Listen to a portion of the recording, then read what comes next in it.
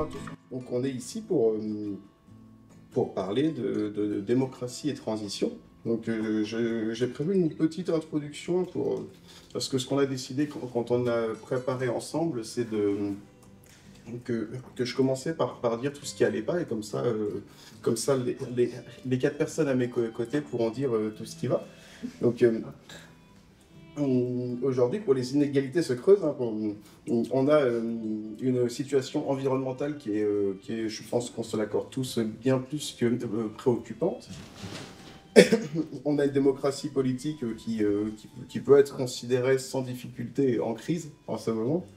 Et il y a plusieurs études qui mettent en avant une chose, c'est que le capitalisme libéral peut avoir un impact néfaste, voire destructeur, sur les humains, sur le collectif d'humains qu'on est et sur nos démocraties. Et nos modes de production apparaissent formidablement efficients pour nuire à la planète, à l'humain, à la société. Et pourtant, l'entreprise s'habille d'un rôle politique qui est de plus en plus important. On a tous quelques exemples en tête à ce niveau-là. Et face à cela, on a tendance à tenir l'entreprise pour responsable. On considère que l'entreprise aujourd'hui a une responsabilité sociale, a une responsabilité politique, une responsabilité environnementale. Et beaucoup d'entre nous se trouvent lassés, voire découragés ou résignés sur le fait qu'il n'y aurait pas d'alternative à ça. Et pourtant, on connaît tous un petit peu des entreprises qui essayent de faire différemment, qui fonctionnent différemment. Et des entreprises notamment qui associent les parties prenantes et constituantes. Et ces organisations-là ont tendance à nous redonner de l'espoir. Moi, je considère que toutes les entreprises qui sont autour de cette table ont tendance à me donner de l'espoir. Elles ambitionnent de concilier activité économique et bien-être social et sociétal. Elles prennent la mesure de leur impact et cherchent à le rendre le plus positif possible sur le monde. Donc, ici, et moi je parle en tant que Agora Dodes, on n'est pas des experts de la transition écologique, ni forcément du dérèglement climatique. Par contre, on s'intéresse beaucoup aux questions de gouvernance, d'organisation du travail, et plus particulièrement d'entreprise démocratique. Et on considère que la démocratie, c'est un candidat potentiel, et que le partage du pouvoir entre les parties prenantes permet de mieux armer l'organisation face aux crises, et que si on veut avancer vers le mieux, peut-être que la démocratie, c'est plutôt pas mal. Donc, on va discuter avec toutes les personnes autour de cette table sur le fait qu'elles, peut-être qu'elles ont des choses à nous recommander sur comment affronter les transitions à venir, en transition économique, transition politique, transition environnementale, transition sociale, j'en oublie plein, puisqu'il y en a plein. Et si je peux présenter juste rapidement l'Agora Dodes, qui est la communauté qui organise l'événement aujourd'hui. Hein. Donc on réunit une communauté de chercheurs, de praticiens et d'organisations qui travaillent tous sur la démocratie des organisations. Et on organise pour cela des conférences, des événements, on écrit ensemble, on travaille ensemble, on partage des pratiques, des expériences, à la fois pour nous-mêmes, c'est-à-dire que ce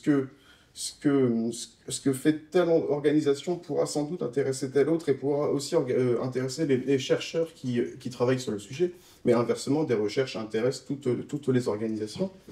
Mais aussi pour les autres, hein, puisqu'on s'adresse aussi au grand public, aux organisations et à la sphère politique. Et aujourd'hui, on peut remercier particulièrement Mutlog qui nous accueille, hein, et qui est représenté par Christian ici. Et je remercie aussi tous les intervenants qui ont accepté de venir débattre ce soir, toutes les personnes qui sont là. Et aussi, vous voyez qu'il y a une petite caméra au centre de la pièce. S'il y a quelqu'un qui ne veut pas du tout apparaître sur les images ou le son ensuite, parce qu'on a eu beaucoup de personnes qui nous ont demandé un replay, n'hésitez pas à me le dire et puis on pourra effacer. Ensuite, ne vous inquiétez pas. Christian, je te laisse peut-être juste présenter Mutlog. Bon, d'abord, je suis content de recevoir l'Agora Dodes et puis les intervenants et tous ceux qui ont trouvé le chemin pour venir jusqu'ici. Alors, c'est Mutlog, hein, parce que Mutlog, tu préfères l'anglaise. Hein. C'est un mutualiste. Donc, Mutlog, c'est une petite mutuelle qui fait de l'assurance des emprunteurs, qui ne fait pas de complémentaire santé. Je dis une petite mutuelle parce que tous les effectifs, moins de 40 personnes, sont répartis autour de ça. Et on a un acteur alternatif, pas que, mais des grands distributeurs de crédit et d'assurance emprunteur qui sont les banques. Et donc Mutlog, c'est 220 000 adhérents, mais c'est 38 personnes. Voilà. Donc c'est un tout petit acteur. Et sur la question de la démocratie, on a une particularité, c'est que comme on distribue uniquement en B2B2C, bah, il y a quelques adhérents qui sont, dont toi, qui savent qu'ils sont adhérents chez nous, mais la plupart ne le savent pas. Donc en termes de collectif démocratique, c'est un peu compliqué. Voilà. Donc on y reviendra sans doute. Pour autant, on n'y a pas renoncé. Au passage, j'ai commis un livre rose-violet là. Et nous avons, avec Pierre Marini et un troisième qui n'est pas là, coordonné un autre livre sur le mutualisme qui réunit les contributions de dirigeants effectifs mutualistes pour refaire le mutualisme. Donc, Mutlog, pour ceux qui veulent le prendre, vous l'offre et vous pouvez partir avec. Voilà. Merci beaucoup. Donc, autour de cette table, nous avons le plaisir d'avoir Isabelle Ferreiras, qui est sociologue, professeure à l'Université catholique de Louvain, Oriane Laviec, responsable de marque administrative chez Biocop, qui est membre des Licornes, Christian Oyarbi, donc, qui vient de se présenter, dirigeant mutualiste, président de Mutlog et auteur de cet ouvrage, et Youssef Achour, président de UP et non pas UPCOP. UPCOP. Alors lui, c'est UP et nous, c'est... Là, je peux le faire en anglais. UPCOP, du groupe UP et de la CRES Île-de-France. Donc, je vais vous inviter tous les quatre déjà à vous représenter en se laissant 5 minutes chacun, se présenter quels travaux, enjeux actuels, de présenter aussi vos organisations, puisque c'est important que les personnes qui nous écoutent sachent d'où on parle, et peut-être un petit premier avis sur le sujet démocratie et transition. Et je vais distribuer la parole honneur aux dames. On va donner la parole d'abord à Isabelle. Ok, merci beaucoup Corentin. Merci beaucoup de nous accueillir ici à Mutlog. Merci Christian. C'est un plaisir de vous rejoindre pour cette fin de journée de réflexion très ensoleillée. Paris est vraiment estival quand on vient du Nord. Je dirais... peut-être la chose suivante, je pense qu'effectivement la solution de la démocratie dans les organisations est une solution absolument vitale et aujourd'hui elle est encore une solution qui n'est pas suffisamment considérée, qui n'est pas suffisamment mise sur la table comme une option tout à fait sérieuse pour laquelle en fait il faudrait changer en quelque sorte le poids de la justification. Je pense que c'est aux organisations qui veulent continuer à être non démocratiques qu'il faudrait exiger des justifications et de comprendre pourquoi elles pensent qu'elles sont plus efficaces, selon quels critères. Et cela nous permettrait de mesurer en fait tout ce que les économistes appellent les externalités négatives que l'absence de démocratie produit. Alors, effectivement, moi, je suis sociologue et politologue. Je travaille sur, au fond, d'abord le travail. Ça m'a amené, en étudiant l'expérience du travail, ça m'a amené à la question, en fait, de la manière dont les personnes sont gouvernées au travail. Et effectivement, je pense qu'on peut dire aujourd'hui que le travail, eh bien, il fait une expérience, je dirais, extractivisme sur stéroïdes, en quelque sorte, dans la plupart des organisations qui ne sont pas celles dans lesquelles vous travaillez. Mais la plupart des humains au travail, aujourd'hui, à la surface de la planète, sont dans des situations où, au fond, ils n'ont absolument pas la possibilité de valider les normes qu'ils vont devoir mettre en œuvre. Et c'est ce que j'appellerais finalement, c'est ce qui peut être considéré comme le cœur de l'extractivisme, de la rationalité extractiviste qui se trouve au fond au cœur du capitalisme. C'est cette idée qu'on va essayer d'extraire le maximum de profit pour qui? Eh bien, pour ceux qui ont apporté du capital. Et cela, évidemment, ça se joue sur le plan de ce qu'on appelle les ressources humaines, mais ça se joue aussi, évidemment, sur le plan de toutes les ressources de la planète. Et donc, cette rationalité extractiviste qui se trouve là au cœur, en fait, du design de la gouvernance d'entreprise, c'est ce qu'aujourd'hui, je pense, enfin moi, mais une quantité de chercheurs, on essaye de mettre au cœur de la discussion au travers d'un réseau qui s'est constitué dans le Covid, qui s'appelle Democratizing Work, qui est un réseau dans lequel il y a plus de 7000 chercheurs sur les 5 continents qui ont au fond affirmé qu'il y avait 3 principes dont il est temps de se souvenir que l'humanité les a identifiés comme des principes fondamentaux pour un avenir démocratique et durable. C'est le principe de la démocratisation du travail, de la démarchandisation du travail et de la dépollution de la planète. Si on veut un avenir pour tous et toutes qui soit décent et qui soit démocratique, eh bien, il est temps, il est urgent de mettre ces principes au cœur du design de nos institutions. Donc, oui, je pourrais parler très longtemps, mais je pense que je vais m'arrêter là. Parce que, et on va passer la parole à Oriane. Bonjour à tous. Alors moi, c'est la première fois que je découvre complètement cet écosystème, mais je suis ravie d'être là. Donc, Oriane Laviec, je travaille chez Biocop depuis 2018. Je suis au conseil d'administration depuis janvier, issue du collège de salariés. C'est à ce titre-là que j'ai été conviée pour participer à cette table ronde. Et Biocop est membre des Licornes, qui est un agglomérat, une association de coopératives qui, chacun à leur manière, avec des tailles différentes et des secteurs différents, essayent de changer le monde, d'être dans la transition avec des partis pris assez radicaux. Les plus connus des licornes, ça va être Enercop, que vous connaissez sûrement, la Nef, Biocop, puis on est 13 en tout. Et voilà, et puis on est souvent assez petits sur nos secteurs, on est des petits secteurs pour reprendre ton terme, mais on essaie de montrer que les choses peuvent être faites différemment, en toute humilité, parce qu'on est comme tout le monde, on a nos limites et nos travers, mais en tout cas avec plaisir pour échanger sur les pratiques aujourd'hui. Merci. Je sais pas si je parle plus.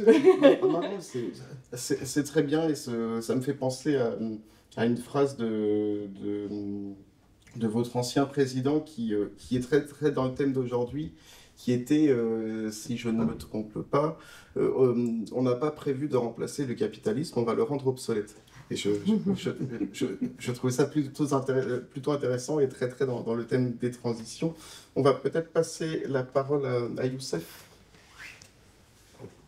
Bonjour à toutes, bonjour à tous. Merci d'avoir organisé, Corentin, Christian, cet événement, cette table ronde. Donc, je suis Youssef Achour, je suis le président de Upcop. Upcop, c'est l'ancien chèque déjeuner, donc un émetteur de titres restaurants en France, mais aussi dans le monde. Nous sommes aujourd'hui donc une entreprise présente en France, mais dans 25 pays. Notre métier, c'est de développer des titres de service à destination des salariés, donc à destination des entreprises pour leurs salariés, mais aussi, et de plus en plus, en direction des collectivités locales ou des États ou des institutions pour la mise en place de solutions dédiées, ce qu'on appelle de la monnaie affectée, de la monnaie intelligente, qui leur permet de pouvoir gérer autrement les politiques publiques en affectant directement des titres qui viennent compenser, qui ne sont pas de l'argent, mais qui permettent de bien gérer, de bien cibler, flécher les politiques publiques. Donc c'est notre métier, c'est accompagner les entreprises dans le cadre des politiques sociales ou les collectivités locales dans le cadre de la politique publique. Donc ce métier, on l'exerce maintenant depuis 60 ans, c'est-à-dire que cette entreprise a été créée il y a 60 ans, et elle a une particularité, c'est qu'elle est détenue par ses salariés. Puisque nous sommes une coopérative de salariés, ce qu'on appelle une SCOP, comme une partie du réseau Biocop. La tête de réseau est une SCOP. Et depuis 60 ans, nous essayons de pratiquer une gouvernance qui est celle d'une SCOP, à savoir le principe d'une personne égale une voix. Et que chaque personne qui rentre dans la coopérative se voit attribuer une voix pour pouvoir participer à la gouvernance. Donc c'est vrai qu'on s'appuie sur ce principe de gouvernance partagée, et de démocratie d'entreprise, de citoyenneté d'entreprise. Ce système fonctionne depuis 60 ans et aujourd'hui, il nous a permis de nous développer.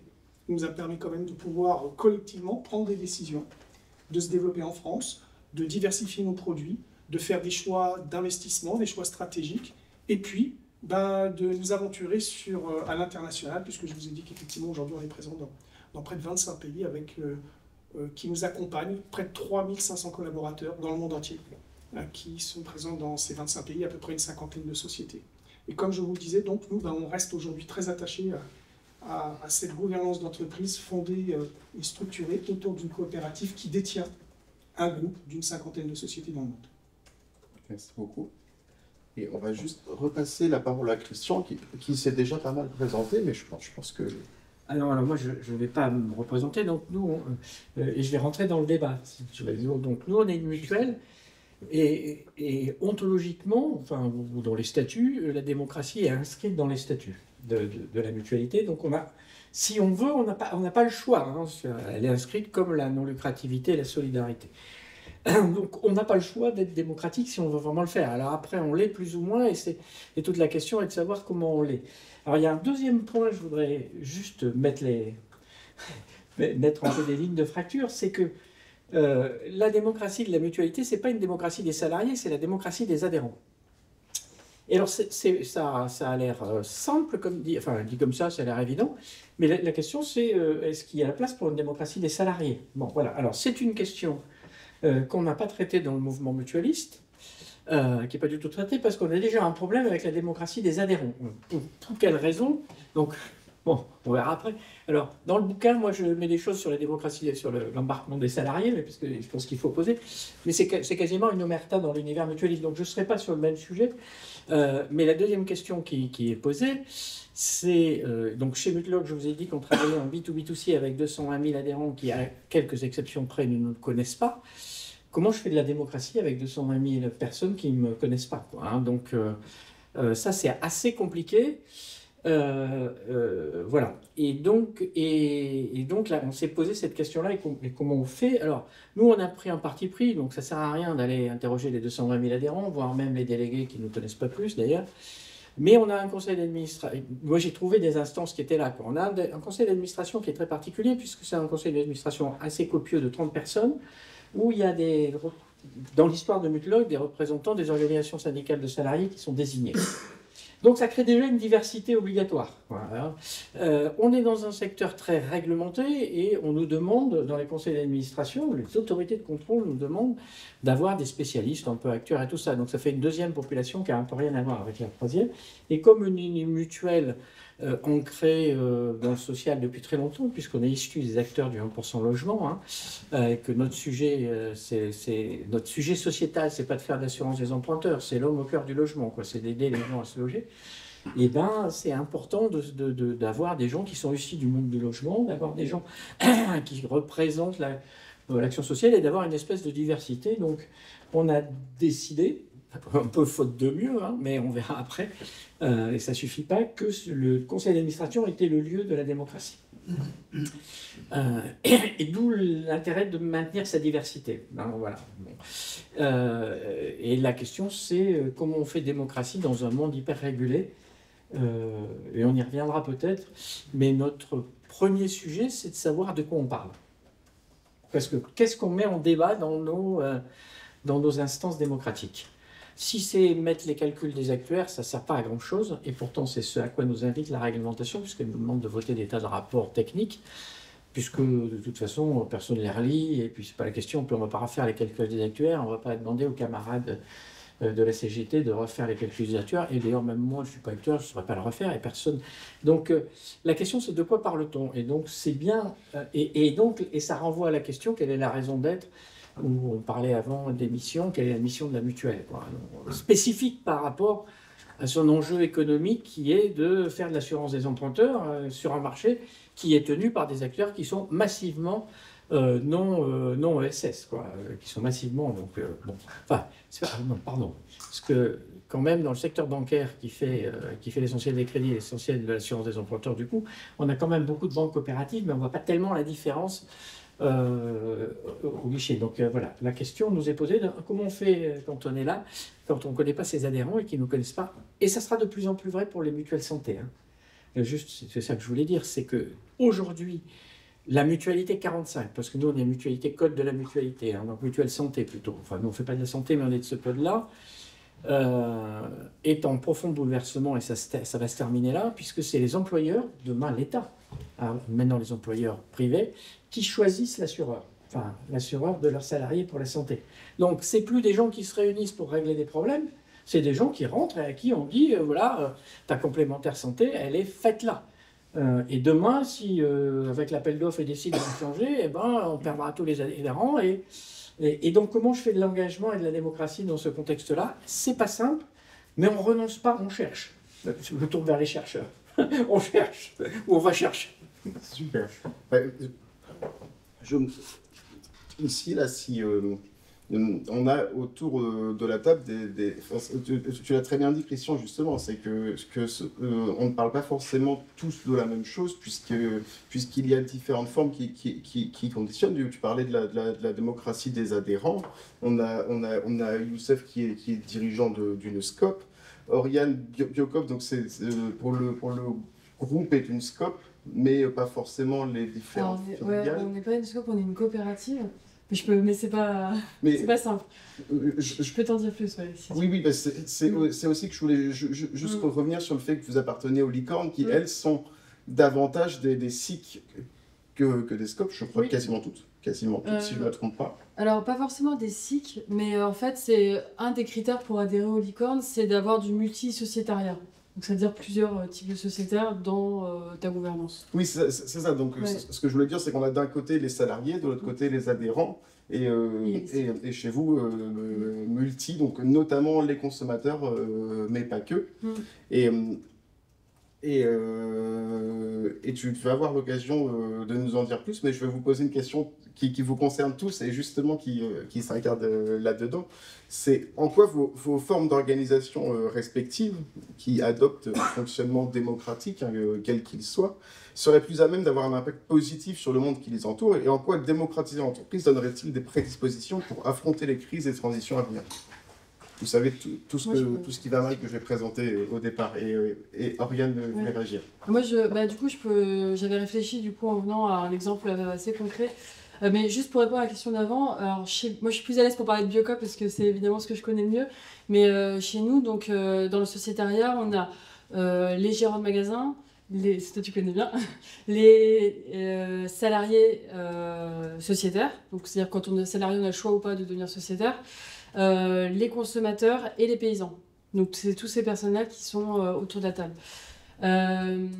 Et alors moi, donc je suis administratrice depuis pas très longtemps, et la première fois qu'on m'a demandé de prendre la parole pour Biocop, c'était sur le sujet des bouteilles d'eau en plastique, puisque Biocop a arrêté en 2017 de commercialiser des bouteilles d'eau en plastique. Et du coup, donc, je me suis dit, j'ai réfléchi au sujet, et je me suis dit, qu'est-ce qui a permis à cette décision qui est quand même assez courageuse, on peut le dire, parce qu'on est quand même des vendeurs, hein, des commerçants chez Biocop, d'exister, comment ça a pu naître. Et donc j'ai appelé tous ceux qui étaient présents à l'époque en 2010. En fait, j'ai appris du coup que cette décision, cette initiative avait commencé à naître dans la tête des personnes en 2010. Donc j'ai appelé toutes les personnes de l'époque, au conseil d'administration, etc., pour voir comment ça avait cheminé. Et en fait, ma conclusion, c'était, en fait, c'est parce qu'on est une coopérative. C'est parce qu'il y a un fonctionnement démocratique que ça a pu exister. Et pour 3 raisons principalement. La première, c'est que l'idée elle-même, elle a germé dans la tête de salariés et pas de gérants de magasin. C'est-à-dire que le gérant de magasin, lui, son objectif principal, ça va quand même être du chiffre d'affaires. Et les bouteilles d'eau, c'était une des plus grosses ventes en fait, en chiffre d'affaires. Et par contre, les salariés qui, eux, voyaient des camions qu'ils envoyaient avec 70% chargés, parce que c'est énormément de volume l'eau à transporter, ils trouvaient ça complètement absurde.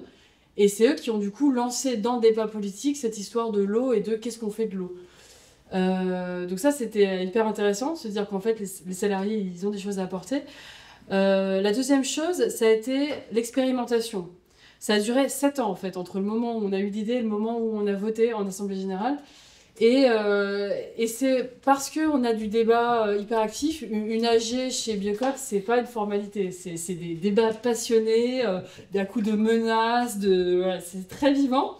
Parce que, alors tu parlais d'objets à discuter, nous on a un objet très concret. On a une vision politique qui est très claire et qui permet d'être tout d'accord sur pourquoi on est là, et on a un cahier des charges qui décrit toutes les règles qui sont entre nous, et donc on se bat, on se déchire sur ce cahier des charges, plus ou moins, sur le social, sur l'écologie, etc. Et donc,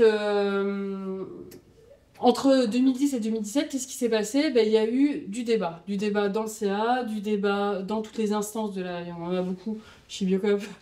Et il y a eu des magasins qui ont commencé à tester.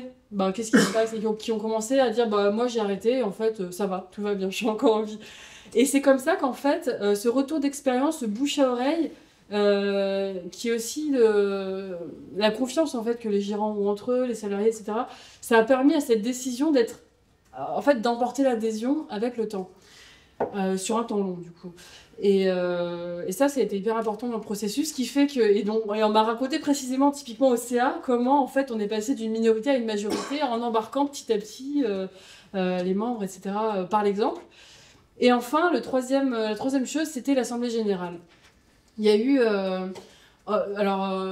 souvent, je ne sais pas si vous avez déjà entendu parler du Green Gap. Enfin, nous, dans l'écologie, on voit beaucoup, c'est la différence entre les intentions et la réalité. Alors en bio, c'est magnifique quand on interroge les gens sur est-ce que vous êtes prêts à payer plus pour mieux manger? 80% de oui. Quand on regarde qui achète du bio, on est plutôt dans les 2%, 2 à 10% de la population. Et c'est assez intéressant de voir justement quelles sont les raisons de ce Green Gap. Et donc la semaine dernière, il y avait mon directeur général à côté on était en conseil, et puis il parle du Green Gap, il fait oui, c'est un peu comme une assemblée générale chez Biocop. Et je me suis dit, mais oui, c'est ça en fait. C'est-à-dire, en fait, quand on est ensemble en assemblée générale, on est 600 sociétaires dans la même salle, et on ose aller prendre des décisions qui vont être sur l'attention plutôt que sur son petit intérêt personnel. Et on ose des choses qu'on n'aurait pas osé autrement en fait. Il y a cette espèce d'euphorie en séance qui va. Alors, c'est pas que en séance, parce que une AG, ça se prépare, et en général, c'est presque 1 an en fait de débat avant. Mais tout ça fait que on est plus courageux à plusieurs, quoi. Donc voilà, c'était mon petit exemple sur la raison, c'est mieux. Et qui veut prendre la parole à la suite? Moi, je veux bien faire mon exemple. Donc j'ai dit qu'il y a la démocratie qui est inscrite dans le code de la mutualité, puis il y a la solidarité. La solidarité entre les adhérents, hein, donc c'est pas une démocratie de partie prenante. C'est-à-dire que les adhérents, théoriquement, ils ne viennent pas pour défendre leurs intérêts, ils viennent parce qu'ils se réunissent pour être plus forts et pour aider ceux qui en ont besoin au moment où ils en ont besoin. La question se pose de savoir quel est le périmètre de cette solidarité, parce que dès lors qu'il y a 3 adhérents, ils pourraient se dire, ça sert à nous, c'est notre argent, donc c'est quand même leur argent. Est-ce qu'il y a une légitimité à dépenser plus d'argent pour aller en conquérir un 4e, ou est-ce qu'il ne faut pas faire solidarité entre nous?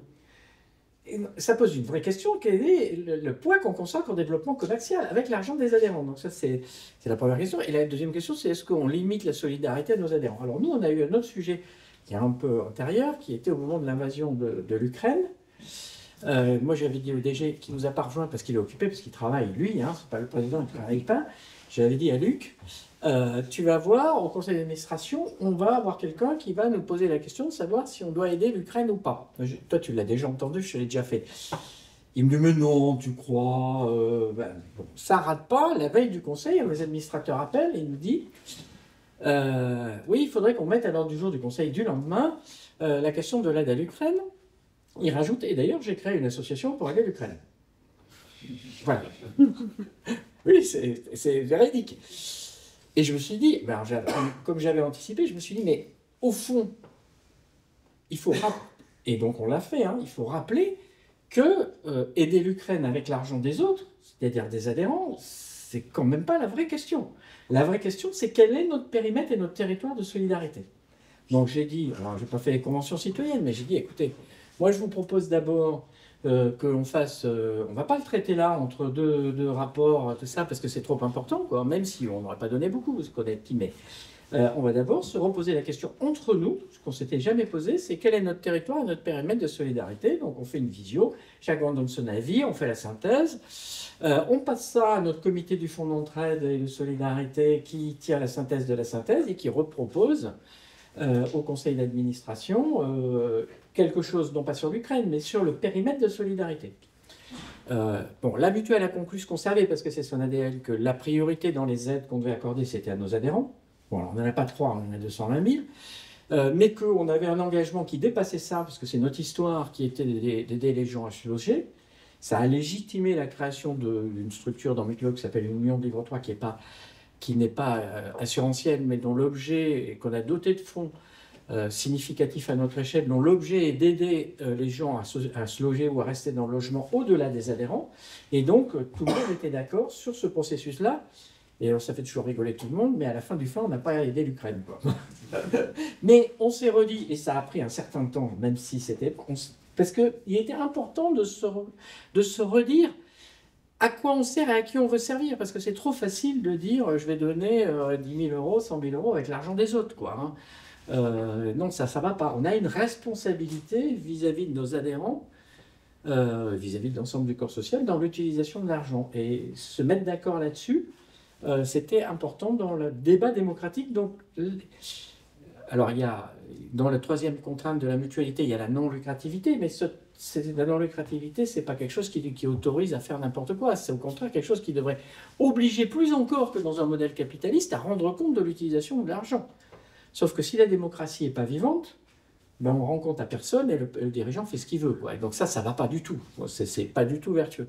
Mais qu'on voit bien que quand on fait fonctionner ces trois valeurs ensemble, la démocratie, la solidarité, la non-lucrativité, en se disant voilà, on a un devoir dans l'utilisation et puis on fait le débat, et ben ça fonctionne et ça crée, là pour le coup, une prise de position, entre guillemets, mutualiste. Alors une autre mutuelle aurait pu décider autre chose, hein, mais mutualiste et démocratique, si tu veux. Et quelque part, la solidarité et la démocratie, on l'a bien vu avec les Gilets jaunes, c'est quand même une déposition, et tu l'as dit, de l'acceptabilité de la transition.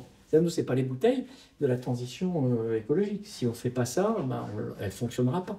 On pourra faire toutes les techniques qu'on veut. Voilà. Donc c'est un peu notre conviction à nous chez Mutuelog. Et donc de partager le pouvoir permet de le faire plus efficacement, tu dis. Mais ça permet de se sentir aligné sur d'autres valeurs que simplement les équilibres économiques ou voilà quoi. Je sais pas, enfin les équilibres comptables. Ça crée enfin je sais pas, tu l'as dit mieux que moi, ça crée une espèce de dynamique qui rend les choses possibles en fait. C'est pas une question d'efficacité, c'est une question de dynamique qui rend les choses possibles. Alors c'est plus long. Vous en pensez quoi tous les deux? Je sais que tu veux. C'était très bien. Non, je crois que pour aller dans la réponse à la question que tu poses, je pense que nous concernant, comme je l'ai dit, donc on est une coopérative de salariés depuis l'origine, donc on est rodé à l'exercice démocratique dans l'entreprise. L'entreprise a commencé avec 4-5 personnes, aujourd'hui la coopérative c'est 800 personnes, dont 700 sociétaires. Les sociétaires votent, les autres ne votent pas encore parce qu'ils ont vocation à devenir sociétaires, puisque nous avons, c'est normal, une phase de transition, ce qu'on appelle une phase d'intégration, parce que toutes les personnes qui nous rejoignent, encore plus aujourd'hui, ne sont pas forcément des militants des années 70, rompus à l'engagement politique et social. Et donc, il faut les accompagner pour leur faire comprendre que si demain ils deviennent sociétaires, bah, ils auront une responsabilité, ils seront un maillon d'une chaîne. Donc, il y a ce parcours qui est fait pour les amener, et donc, tous les ans, à l'Assemblée Générale de juin, et ben, il y a tous les éléments statutaires de n'importe quelle Assemblée Générale d'entreprise, et puis il y a nos spécificités, à savoir, l'une des spécificités, c'est celle de voter l'arrivée de nouveaux sociétaires. De voter l'arrivée de nouveaux sociétaires. Donc il y a un vrai travail en amont, de préparation. Le conseil d'administration propose qu'un certain nombre de personnes passent au sociétariat et l'Assemblée Générale décide de les associer à l'avenir, au futur, en termes de décision. Et puis je rappelle que comme on est une coopérative de salariés, tous les 4 ans, bah, nous procédons à une grande élection, tout simplement. Puisque tous les 4 ans, bah, tous les mandats sont remis en question. Je dis bien tous les mandats, ce n'est pas par tiers, etc. C'est-à-dire que le conseil d'administration est renouvelé, en tout cas est remis en jeu, et n'importe qui peut se présenter au conseil d'administration. Donc au dernier conseil d'administration, sur, je crois, il y avait 670 sociétaires, on avait 33 candidats pour entre 12 et 15 postes d'administrateur. Ah oui. Donc on était dans un vrai processus démocratique. Chacun avait à défendre les raisons pour lesquelles il souhaitait devenir administrateur. Quel était son objectif? Certains, c'était je veux représenter la direction financière, d'autres, c'est je crois que j'ai atteint un certain niveau de maturité et je pense que je peux apporter par rapport aux grandes questions de transition qui se préparent. Voilà, il y avait vraiment tous les, voilà, des, comment on appelle ça,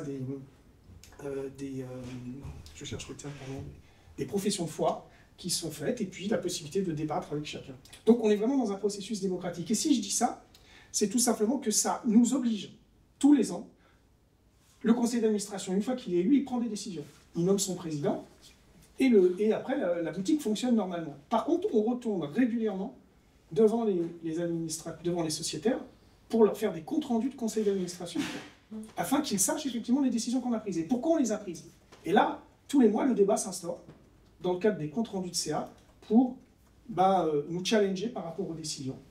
Et je crois que ça nous oblige en permanence à nous questionner au conseil d'administration. Ça nous oblige en permanence à dire où l'on va. C'est vrai que pendant très longtemps, c'était d'abord la coopérative tournée en vase clos, tournée sur elle-même. Globalement, l'objectif, c'était un système démocratique qui permet à l'entreprise coopérative de bien tourner, de se répartir la richesse, parce qu'on était sur le principe d'une personne égale une loi, donc une répartition de la valeur égale pour tout le monde, que vous soyez président ou secrétaire, c'est le partage est le même pour tout le monde, et un dialogue social encouragé parce que nous avons toujours laissé une place importante aux organisations syndicales dans le fonctionnement de l'entreprise. Donc ces trois éléments étaient des éléments constitutifs qui nous permettaient en permanence de nous adapter à l'évolution de la société, aux nouvelles demandes, aux nouvelles attentes, aux engagements, comme je l'ai dit, d'engagement militant, avec aujourd'hui, l'engagement n'est plus tout à fait le même. Les personnes ne souhaitent plus forcément s'engager comme ça pouvait l'être avant. Donc, d'évoluer. Et c'est vrai que ces dernières années, les questions de transition sociale, sociétale et environnementale ont pris une place qui a fait que quand j'ai pris la présidence il y a 5 ans, on avait une démarche RSE. Mais c'était une démarche RSE, on va dire, plutôt classique. Hein, qui était, voilà, elle ne se différenciait pas forcément des autres. Et je considérais que par rapport aux grandes questions de transition, il ne fallait pas simplement se poser des questions sur nous, mais nous, auprès de nos parties prenantes, auprès de tous ceux qui sont nos partenaires, les collectivités locales, les salariés, les entreprises, l'État, par rapport à des questions d'évolution de la société, par rapport à l'engagement que nous pouvons avoir, non pas à titre personnel, mais en tant que collectif, hein, en tant que personne morale. Et après avoir testé et réfléchi pendant près d'1 an à toutes les hypothèses, on s'est dit, finalement, peut-être que la meilleure solution, c'est de devenir une entreprise à mission. En plus d'être une SCOP, donc de devenir une SCOP à mission. Donc de rajouter la qualité d'entreprise à mission à notre statut de coopérative. Et ainsi, d'intégrer dans ce projet d'entreprise à mission des engagements sociaux supplémentaires. Des engagements, pas pour nous, coopératifs, mais il fallait pas oublier qu'on était un groupe et qu'on avait aussi aujourd'hui un groupe international avec des entreprises en Turquie, des entreprises au Brésil, des entreprises en Roumanie, en Italie, qui participaient à la création de richesses, mais qui n'avaient pas le même statut que nous.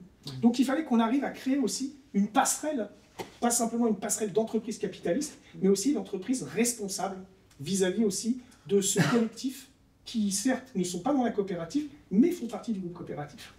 Il y avait la dimension ensuite environnementale et sociétale dans laquelle il fallait qu'on s'engage plus, parce que je crois qu'on a une responsabilité vis-à-vis, comme tu l'as dit, de notre manière de consommer, de notre manière de produire de la richesse et de notre manière ensuite de la répartir entre nous, mais peut-être aussi avec l'extérieur.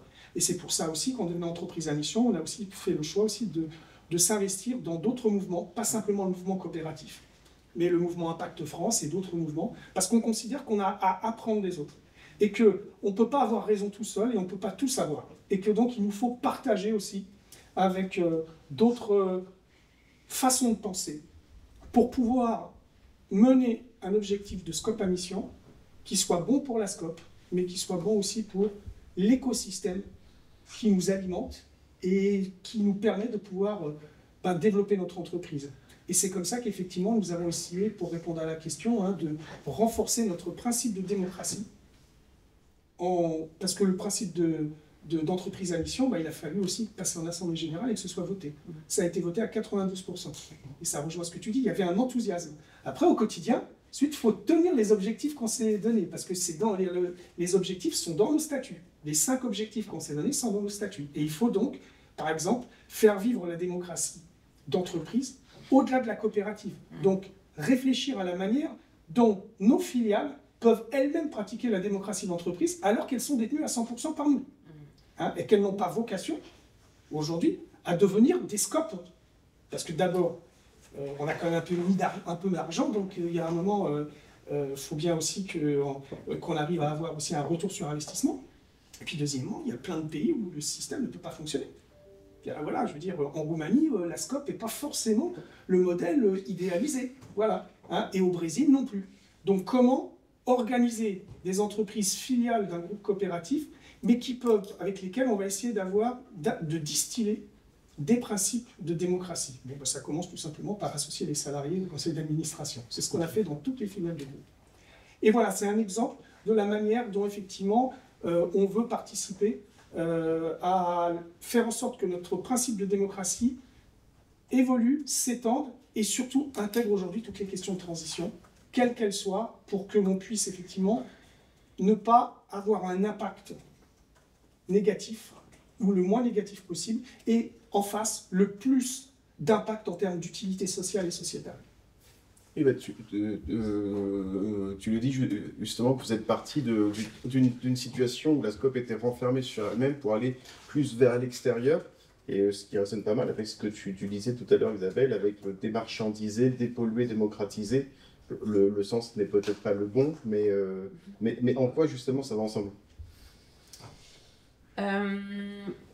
Alors, il y avait beaucoup de choses que vous avez dites. C'est vraiment passionnant de vous entendre. Et donc, merci beaucoup parce que je pense que la science, pour moi, est quelque chose de secondaire par rapport au réel. Et vous êtes la démonstration même que le monde change par l'action. Et l'action d'entrepreneurs qui peuvent être des salariés, hein, et qui mettent en œuvre un autre type d'économie.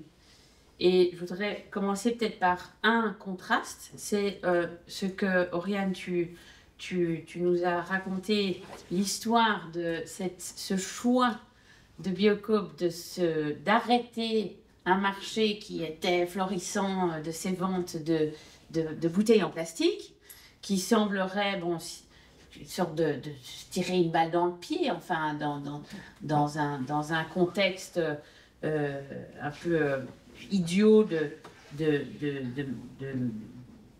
d'économie marchande. On se dirait, mais ils sont fous, complètement fous.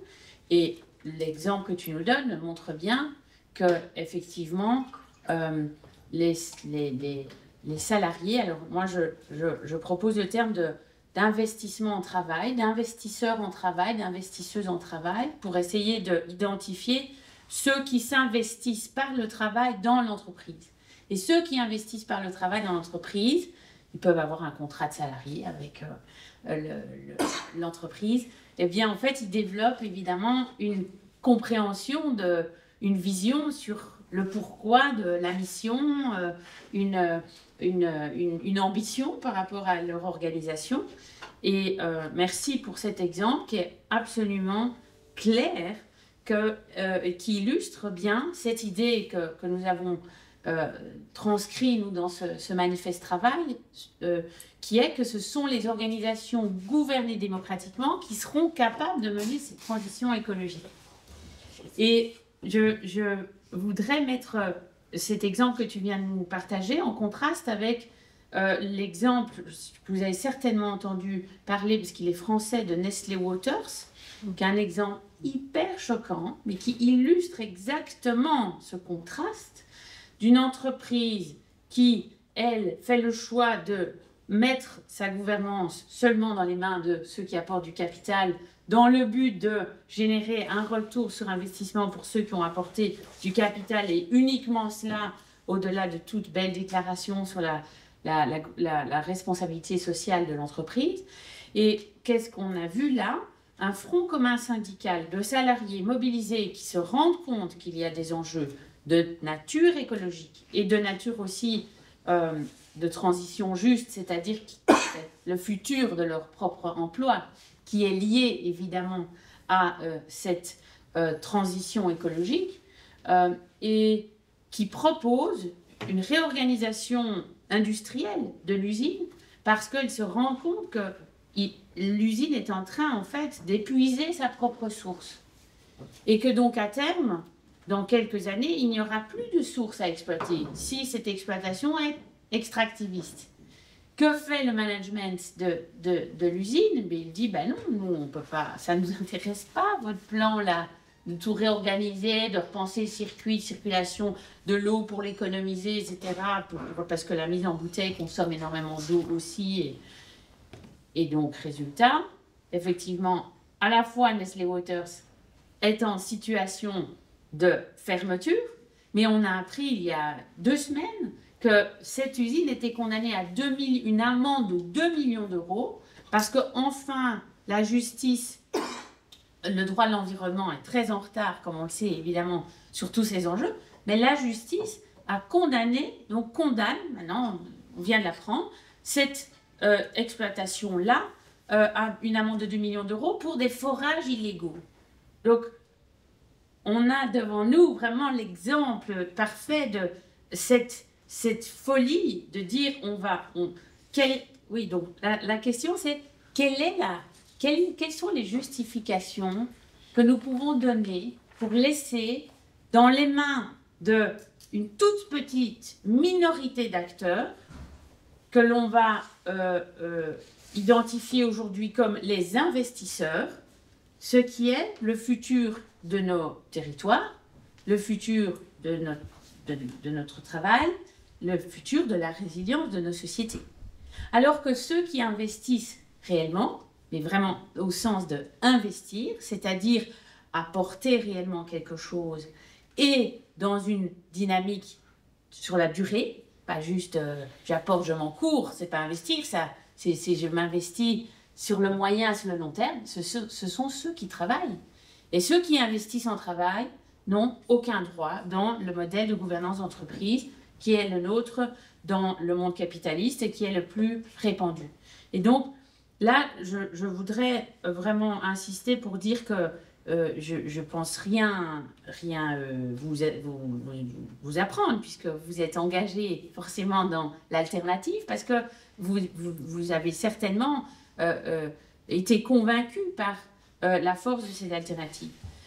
Moi, j'aimerais insister sur une dimension qui me semble importante dans la dynamique dans la trajectoire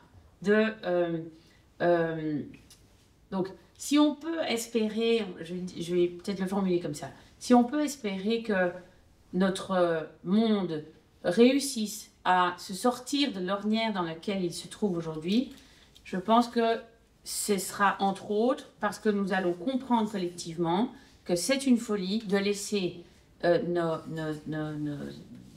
nos entités économiques dans les mains de cette rationalité extractiviste. Et cette rationalité extractiviste, elle s'incarne juridiquement par la structure de la société anonyme qui va réserver les droits politiques de gouverner l'entreprise à ceux qui apportent du capital.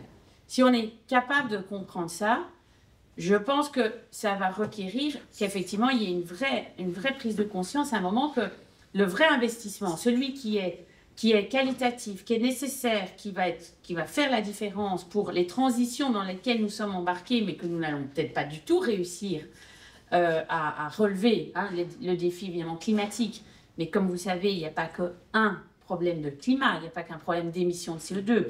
Les scientifiques nous disent qu'il y a 9 limites planétaires. Et le climat, c'est une des 9 limites planétaires. Le système Terre est fait de cette interaction positive, constructive entre ces 9 limites planétaires. Et une autre, c'est par exemple la biodiversité. Que faisons-nous aujourd'hui pour nous préoccuper que nos entreprises sont capables de produire en préservant la biodiversité le territoire sur lequel elles sont établies, etc. La pollution de l'air. Et donc, sur toutes ces dimensions, cette rationalité extractiviste aujourd'hui est à l'œuvre. Donc, si nous sommes capables d'en sortir, c'est en comprenant qu'effectivement, il faut que le pilotage des entreprises bascule.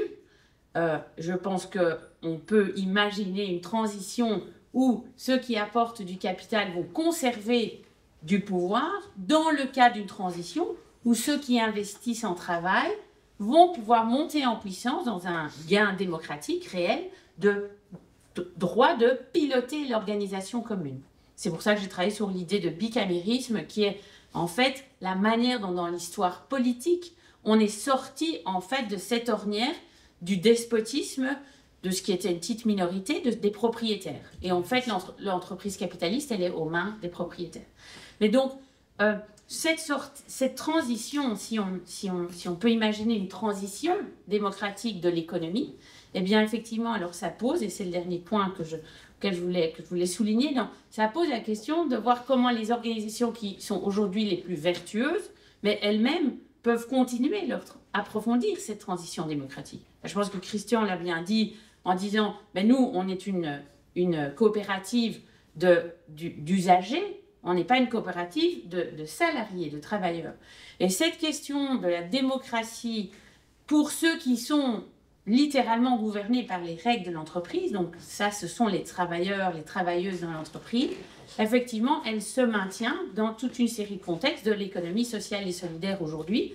Et je pense que ça, c'est un peu la frontière ultime, si vous voulez, qu'il faut faire avancer, ce dont on peut se réjouir, c'est qu'une coopérative de salariés réussit à être tellement un succès économique qu'elle peut être présente sur 25 pays et être une organisation solide qui remporte des marchés, mais effectivement, elle doit continuer à se poser la question, comment est-ce qu'elle peut être fidèle à sa propre vision, à ses engagements, en se demandant comment elle peut faire avancer cet engagement démocratique dans ses filiales. C'est une question qui se pose aussi chez Mondragon, par exemple, qui est la plus grande coopérative de travailleurs au monde et qui a 2 usines en Chine et qui se demande comment faire pour faire avancer la question démocratique partout où elle est présente.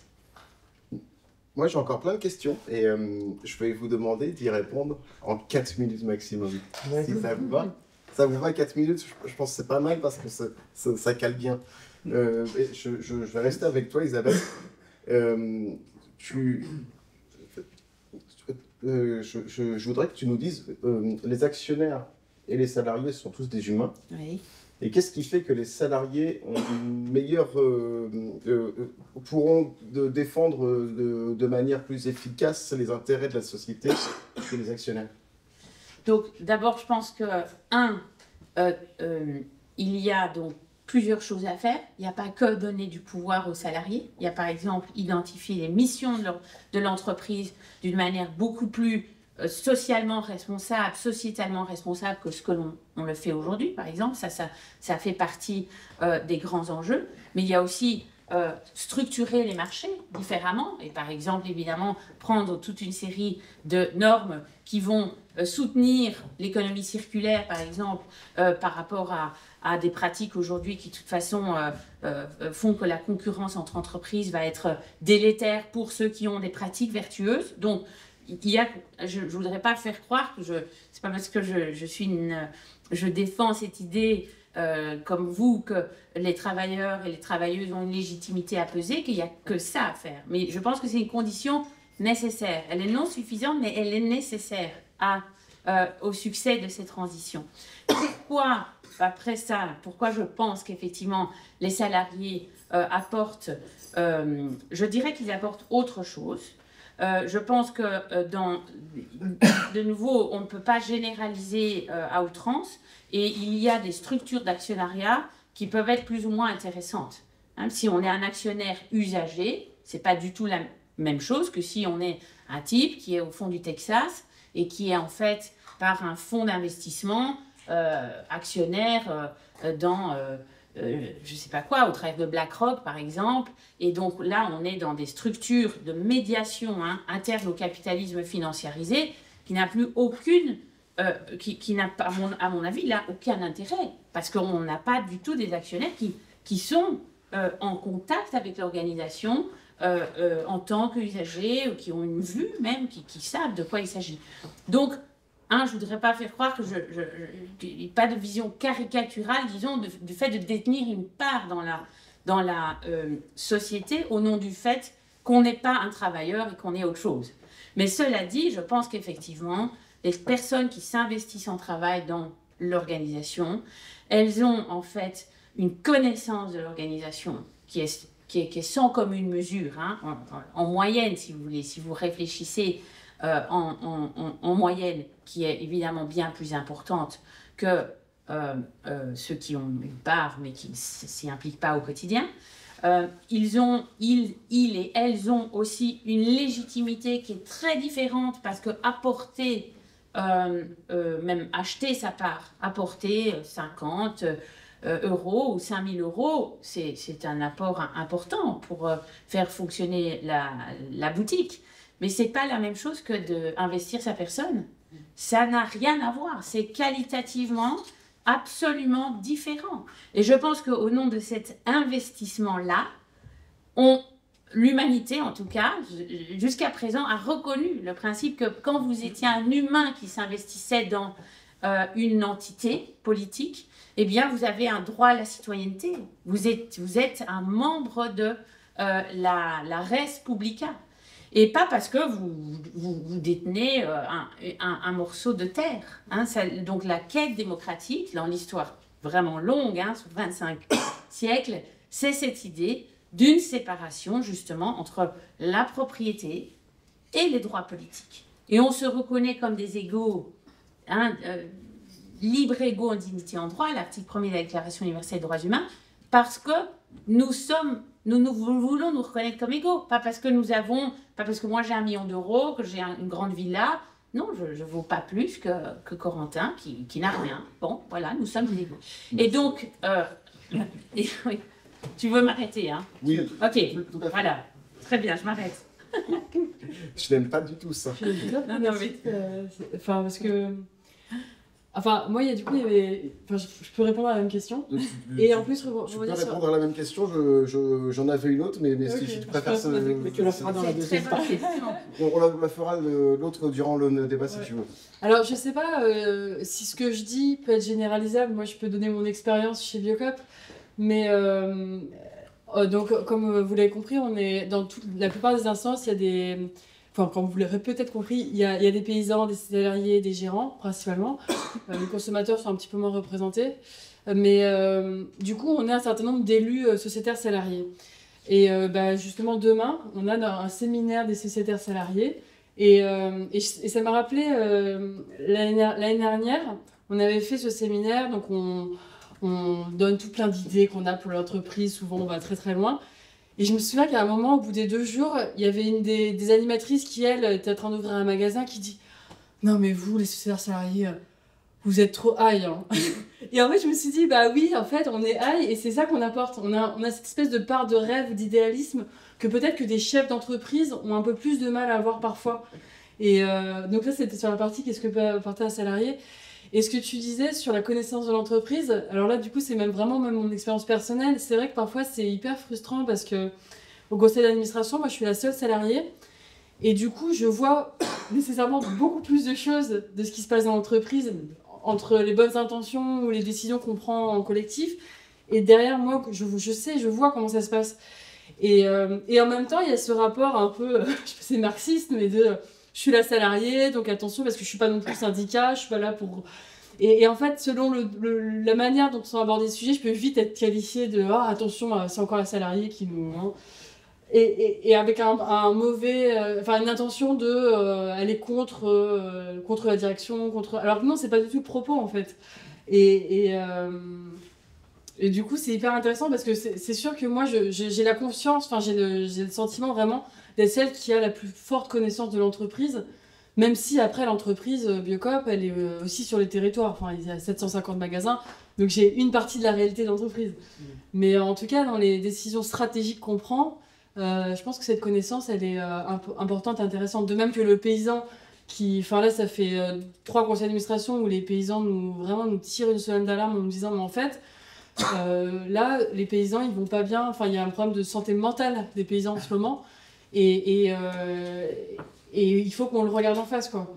Et en fait, tout ça, c'est de même que la conso, elle va nous dire non, mais arrêtez de parler avec des mots que personne ne comprend. Si vous voulez développer la bio, il faut que vous soyez un peu plus ouvert dans votre.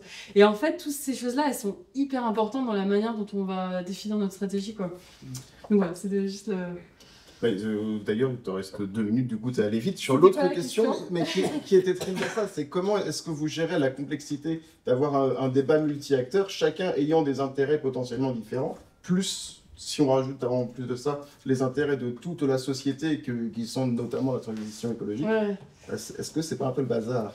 Non, alors sur les intérêts, c'est assez clair parce que justement, dans notre création à Biocop, on avait en 1986 une charte qui commence par développer l'agriculture biologique dans un esprit d'équité et de coopération.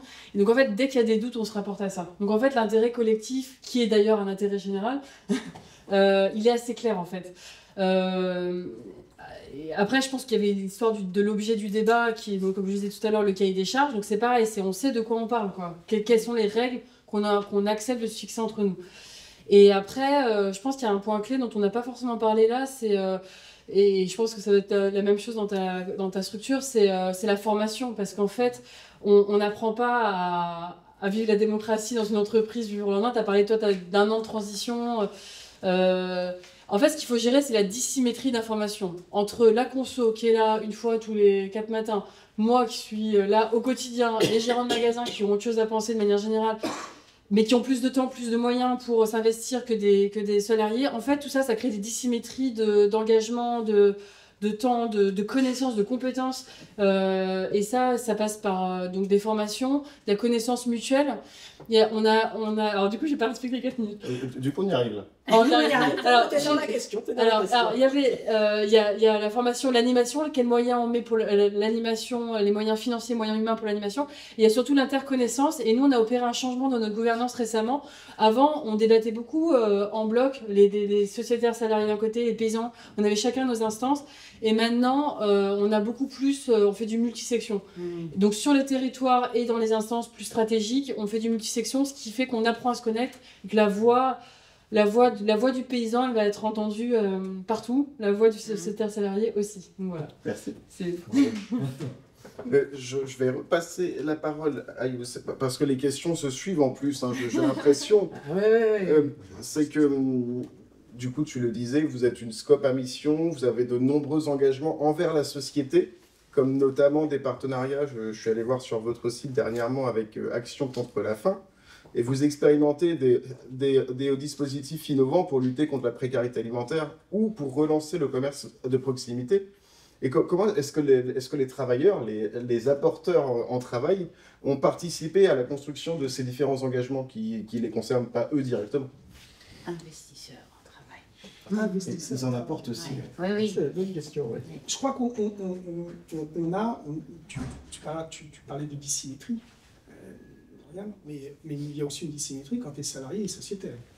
Il y a un moment où tu es salarié et un moment où tu es sociétaire. Donc, je crois que tout fonctionne toujours de la même manière, c'est-à-dire d'abord, les sociétaires sont associés aux grandes orientations. C'est normal.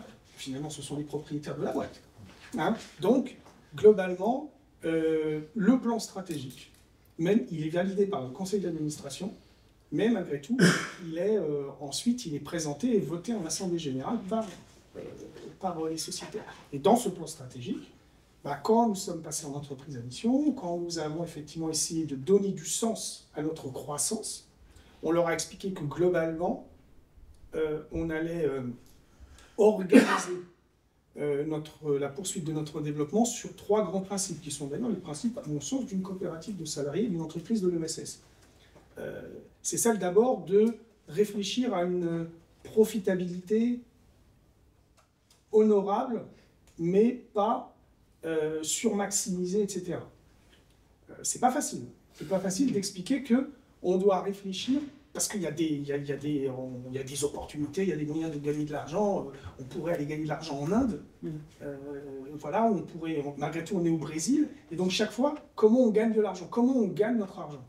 Et parfois, je peux vous assurer que c'est pas évident. C'est pas évident, parce que quand vous sortez du territoire français, dans lequel il y a quand même un modèle social qu'on n'imagine pas par rapport au reste du monde. Mais malgré tout, il faut se poser la question en permanence. Gagner de l'argent pour faire quoi? Gagner de l'argent d'abord pourquoi? Et ensuite pour faire quoi? Donc après, il y avait la question, derrière ça, il y avait le sujet de la croissance raisonnée, la profitabilité de la croissance raisonnée. Le deuxième sujet, c'était, on a le luxe de pouvoir se donner du temps.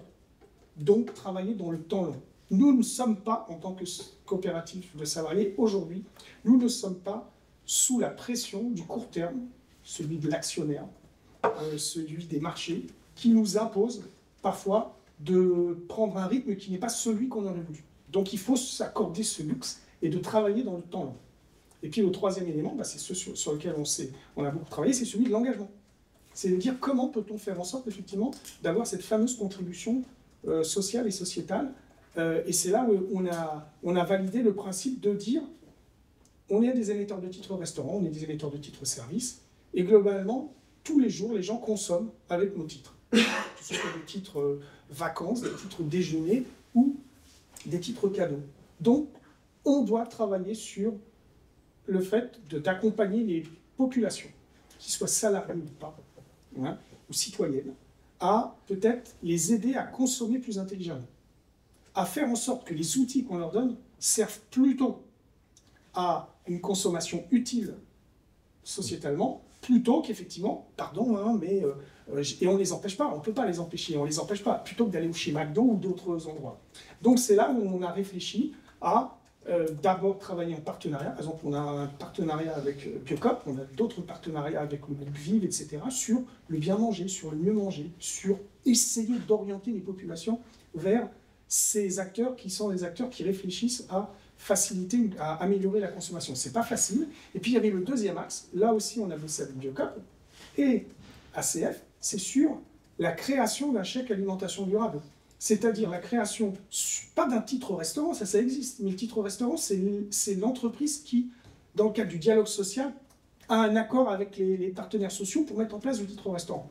Le chèque alimentation durable, c'est du domaine de la politique publique. C'est-à-dire faire en sorte que tout le monde ait un accès minimum, pour l'instant, à des aliments, à des produits qui lui permettent de bien manger et de bien se nourrir, etc.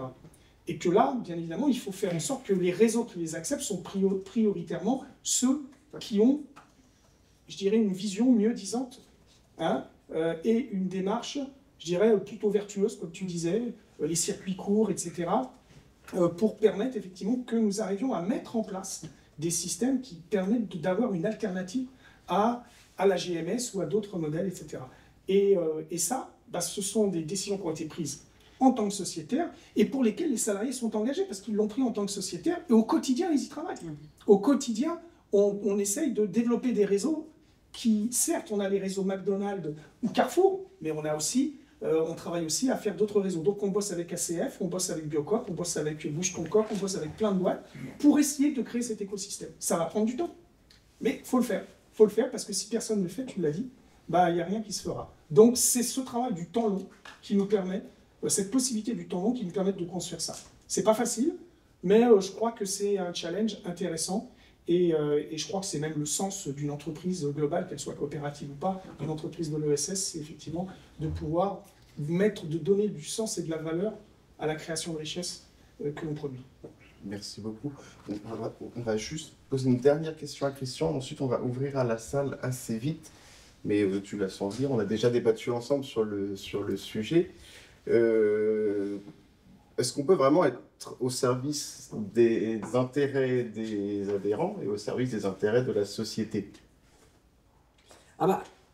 D'abord, les adhérents, ils sont dans la société, donc et donc ils sont pas orthogonaux par rapport à la société. Leurs engagements sont pas orthogonaux. Et donc après, je voudrais juste faire un tout petit peu parce que cette question, puisque c'est l'Agora d'Odès, c'est la démocratie, c'est une question qui doit être débattue dans les organisations. C'est l'organisation, comme tu l'as dit sur l'entreprise d'émission. La vertu du modèle, de nos modèles démocratiques, c'est pas d'avoir la solution qui règle ces questions, c'est de les mettre en débat. Moi, le conseil d'administration, quand il est décidé sur l'Ukraine ou pas, moi je ne savais pas quelle serait la solution. Et je n'ai pas voulu influer la solution. Il se trouve que notre corps social était cohérent par rapport à ça. Et notre corps social, il va depuis un petit patron promoteur immobilier privé, ou un patron d'un cabinet de courtage privé, jusqu'à nos camarades syndiqués. Et donc, on s'est trouvé alignés. Et c'est la vertu de la chose. La vertu de la chose, c'est qu'en se trouvant alignés, on est plus fort et on sait pourquoi on fait les trucs. Donc la question, elle se tranche dans les instants. C'est pas à moi d'avoir la réponse. C'est le débat, c'est l'exigence du débat démocratique qui doit être à cette dimension-là. Moi, juste, je voudrais revenir sur une question, c'est que nous, on est tout petit, hein, vous le savez, on est 40 salariés, et on se pose, enfin, je me suis posé la question de dire, mais finalement, si on engage les salariés à venir en vélo, même s'il y en a 20%, ça va faire 8 salariés, c'est rien, ça. Donc, comment qu'on ait une petite structure, même si on a un peu de moyens financiers, un peu plus, on peut avoir un impact sur la société, en l'occurrence sur la planète. Et donc, on a mis au point, et c'est pour ça qu'on a créé une union spécifique pour ça, enfin, on a dit, on va faire une stratégie colibri. C'est-à-dire donner l'exemple à nos parties prenantes. Alors là, pour le coup, on n'est plus sur les adhérents, on est sur les autres parties prenantes, nos apporteurs d'affaires et tout ça, et aux gens de notre écosystème. C'est comme ça qu'on finance des expérimentations de maintien dans le logement, avec des startups et des bailleurs sociaux, pour leur donner envie d'aider les gens, parce que nous, notre sujet c'est le logement, d'aider les gens à rester dans le logement. Et donc cette stratégie est pareil sur l'engagement démocratique ou des choses comme ça, qui consistent à dire notre devoir, puisqu'on est petit, c'est de donner l'exemple. Alors sur les salariés par exemple, nous, le conseil d'administration l'a adopté sans problème. On a le représentant élu des salariés au conseil d'administration, mais de droit, le représentant du CSE est aussi dans le conseil d'administration. Donc il y a 2 représentants des salariés au conseil. Alors c'est rien en soi, mais ça montre symboliquement cette chose-là, quoi. Et donc finalement, on travaille plus sur les symboles pour montrer qu'il est possible de faire un peu autrement. Alors comme tu le disais, dans le business, c'est pas toujours facile voilà, parce que quand on répond à un appel d'offres, bien sûr, quand c'est un acteur de l'ESS, il nous demande des engagements, mais à la fin du fin, il répond sur le prix, quoi, hein, et sur la qualité de service quand même. Voilà. Et donc ça, c'est des questions. D'autres questions qu'on essaye de faire, c'est nous, on a des adhérents qui ne nous connaissent pas. Donc comment on les aide quand ils ont des difficultés? Parce que, pardon, c'est pas une coopérative d'usagers, la mutualité. Ce sont des gens qui se sont réunis pour s'entraider. Comment je peux aider, au-delà de l'exécution du contrat, les gens quand je ne les connais pas et qu'ils ne me connaissent pas? C'est une question compliquée, parce que la proximité, c'est consubstantiel au mutualisme, et on est plus proche de... Enfin, nous, on n'a jamais été, mais les mutuelles, pour les raisons que j'ai dit. Donc, on essaye de se dire, à quel moment on peut les aider? C'est quand ils vont venir demander une prestation, on va essayer de les aider au-delà du contrat. La prestation, ça consiste à rembourser leurs échéances de crédit à leur place. Et donc, à ce moment-là, on a un rapport avec eux. Est-ce qu'on peut faire en sorte de leur demander s'ils n'ont pas besoin d'autre chose que juste le paiement de leurs échéances? Bon, alors, c'est pas facile parce qu'on a fait des expériences, mais en fait, ils ne nous reconnaissent pas légitimes puisqu'ils ne nous connaissent pas. Et ils ont pas... Ils lui disent, tu rembourses mes échéances et on verra après, quoi. Alors, on n'a pas renoncé. Mais ça crée une chose, ça. D'abord, ça légitime le fait qu'on soit une mutuelle, à nouveau, même si elle est produit. Et ça crée une deuxième chose, c'est que voilà, les salariés qui sont en contact à ce moment-là et qui posent ces questions, ils se disent, voilà, pourquoi je bosse dans la mutuelle, c'est pas juste pour faire... Et donc, ça crée cette vertu-là. Et ce qu'on essaye de faire dans la stratégie Colibri, enfin, ce qu'on va essayer de faire dans la stratégie Colibri, c'est d'aller voir nos grands distributeurs, y compris capitalistes, en leur disant, voilà, on a trouvé un truc qui marchait pour aider nos adhérents. Quand vous gérez pour notre compte, parce que nous, on est dans un métier où le marché fait que les autres se positionnent pour gérer pour ton compte, quand vous gérez pour notre compte les salariés, est-ce que vous êtes capable d'aller identifier, de faire l'effort d'identifier celui qui est vraiment en difficulté pour lui rapporter le truc qu'on a testé, nous, quand on gère en direct, qui fonctionne. Voilà. Donc c'est un peu ça. Et ça, c'est pas si simple. Parce qu'il aurait été facile de dire, je mets, comme l'a fait 9h30 Pascal Demerger, je mets 10% de mon bénéfice dans des trucs. Non, il ne fait pas que ça. Hein, donc voilà, et j'ai rien contre la Maïf, mais 10% de mes résultats ou je sais pas quoi dans des fonds. Non, ça c'est pas de l'engagement. Ça c'est, je veux dire, j'utilise de l'argent pour faire des trucs. Et en plus, quelque part, j'ai secrètement l'idée que les fonds ou les boîtes vertueuses auront une meilleure rentabilité. Donc c'est très utilitariste. Voilà. Donc ça c'est pas ma question. La question c'est pas le patron décide. Non, c'est la question démocratique et l'engagement qui compte, quoi. Merci beaucoup. On va prendre les questions et on va commencer par les questions à Youssef, si vous voulez bien, puisque tu dois partir à 18h30. Et il est 25. Il y a une question. Je serai un peu en retard. Est-ce qu'il y a des questions parmi l'assistance, hein, Juste très rapidement, comment est-ce que vous définissez le scope à mission exactement? Qu'est-ce que ça change depuis l'entreprise à mission, à votre avis? Je crois que, en fait, on s'est amusé à plutôt dire on est une entreprise à mission, on s'est amusé à dire bah non, on est une scope à mission, parce qu'en fait, il n'y en a pas. Voilà, des scopes, il n'y en a pas beaucoup, en tout cas des scopes qui ont adopté la qualité d'entreprise à mission. Je rappelle que le principe de l'entreprise à mission, c'est, je crois, dans la loi Pacte de 2019, qui permet à toute entreprise qui a envie de s'engager plus fortement en termes, je dirais, d'impact, de mesurer son impact social, et sociétal et environnemental, de pouvoir bénéficier d'un cadre qui est celui de l'entreprise à mission. Nous, au point de départ, on dit bah, globalement 90% de ce qui figure dans une entreprise à mission, on le fait déjà, en étant une scope. Voilà. Donc on a juste, je dirais, on s'est juste dit, bah, pourquoi s'interdire d'utiliser un dispositif mis en place par une loi parce qu'on est déjà scope et nous contenter simplement du fait d'être scope. Et donc on s'est dit, en plus, comme je l'ai dit tout à l'heure, ça peut nous aider à dépasser le cadre de notre fonctionnement interne où on se partage la valeur, on est bien entre nous, etc. et pousser les sociétaires et les salariés de l'entreprise à se dire « oui, je suis aussi un citoyen. Je suis un salarié quand je rentre, je suis un sociétaire quand je rentre, mais dès que je sors de l'entreprise, je deviens un citoyen. Et j'ai moi-même un regard à la société, etc. » Donc, faire ce lien, en devenant entreprise à mission, nous permettait de raccrocher le salarié sociétaire à la société et à son devoir de citoyen. Donc, le fait de dire on est entreprise à mission, mais comme on est une scope à mission, c'était pas un sursaut de facilité, j'aurais tendance à dire parce que c'était une forme de marketing. Voilà. Merci. Moi j'avais une question pour compléter. C'était pareil sur la scope à mission.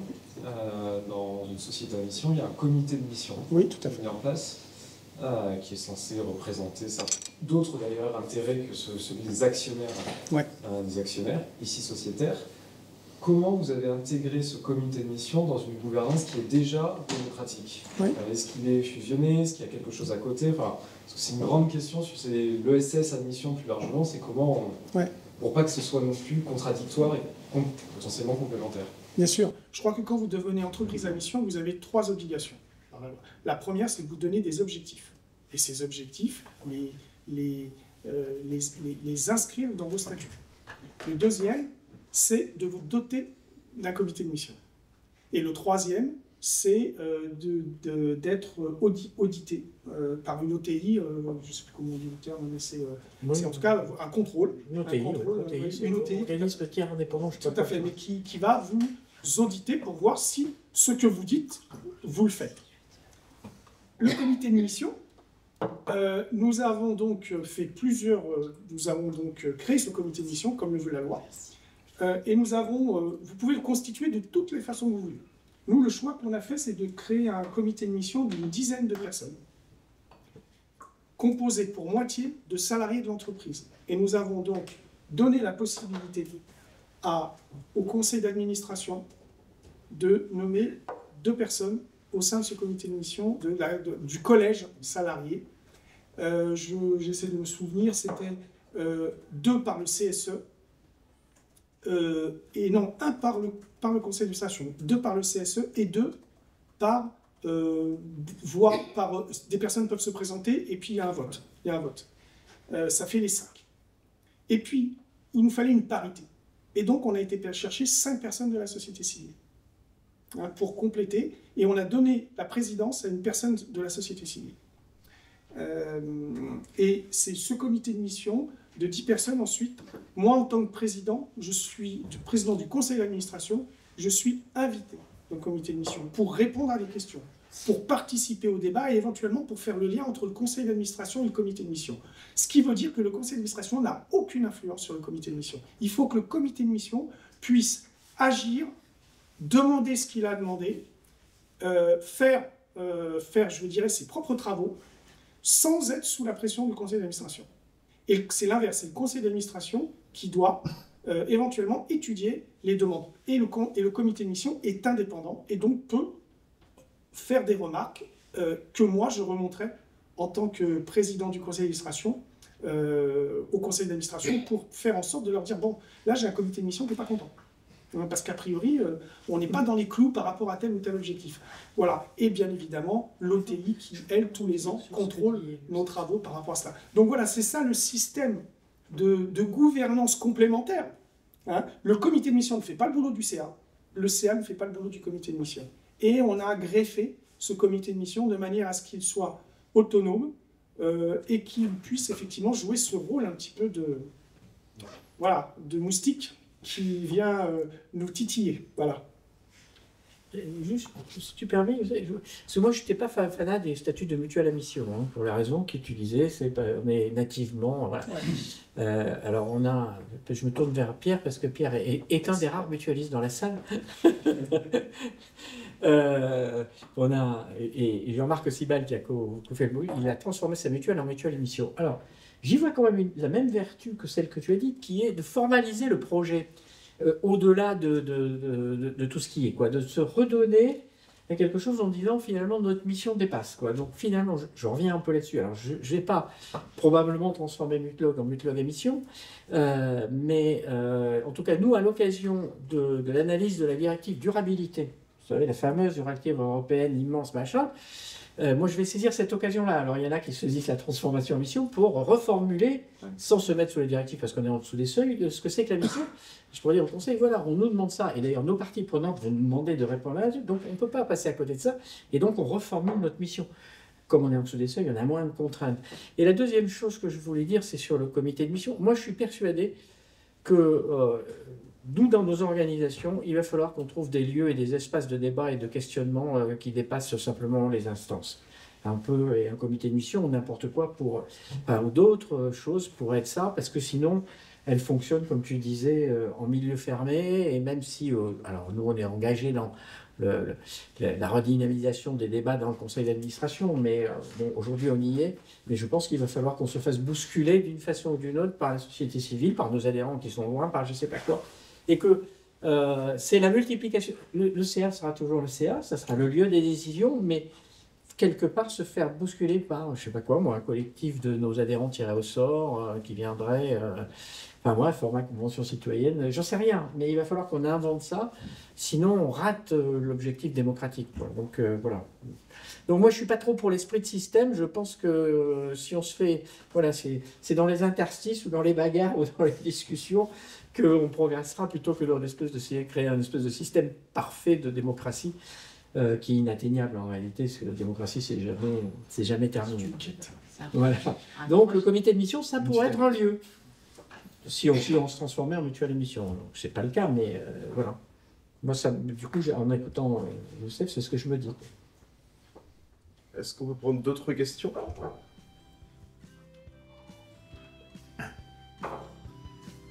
Eh bien, sinon, on peut boire un coup et on refait le débat après. On va pouvoir discuter, partager, et on est là pour ça. On se prend un petit pause de 10 minutes ? Eh bien, vous verrez. Merci beaucoup à tous.